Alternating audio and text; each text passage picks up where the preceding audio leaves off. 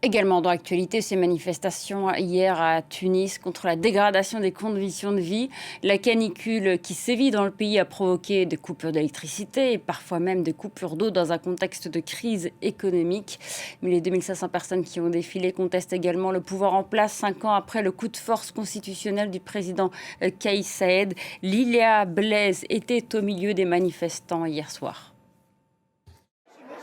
Cette manifestation a une résonance particulière car au slogan politique habituel qu'on peut entendre dans ce genre de manifestation à l'appel de la société civile et de l'opposition politique, il y a eu énormément de slogans qui dénoncent la dégradation de l'état du pays, aussi bien à cause des coupures d'électricité et d'eau qu'on a pu voir ces 15 derniers jours, mais aussi à cause de la situation économique, une situation économique qui n'a pas progressé selon la centrale syndicale l'UGTT qui a dénoncé le fait que le gouvernement n'avait pas tenu ses promesses économiques et avait rompu le dialogue social, et puis une situation sanitaire assez grave puisque l'Ordre des jeunes médecins a parlé de 150 à 200 morts de la canicule.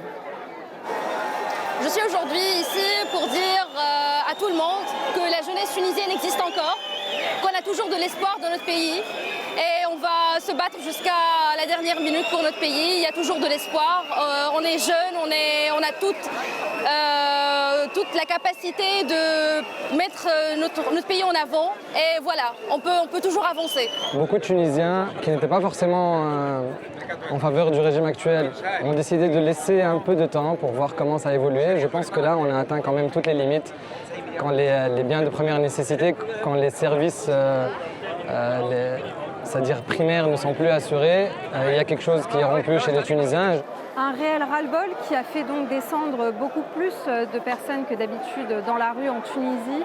Mais comme l'ont dit certains experts et aussi des commentateurs sur les réseaux sociaux, dans le pays, une polémique en chasse souvent une autre. Et aujourd'hui, c'est difficile de savoir si l'élan de cette protestation va prendre du terrain ou si dès que les températures vont retomber, la situation va revenir à la normale.